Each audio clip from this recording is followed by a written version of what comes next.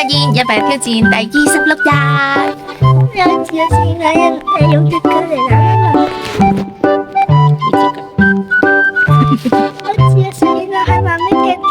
我試下角色扮演。我試下我識咗一樣嘢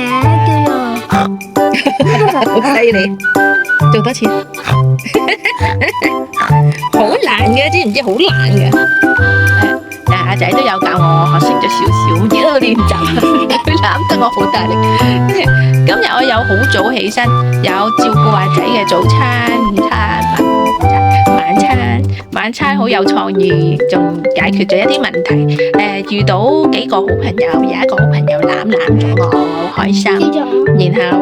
然後阿仔又遇到好朋友，然後我哋夜晚放學又一齊行返嚟，覺得好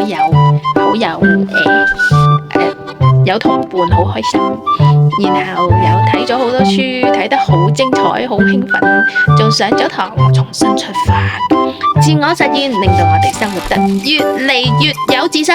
如果鍾意就like share留言啦，拜拜。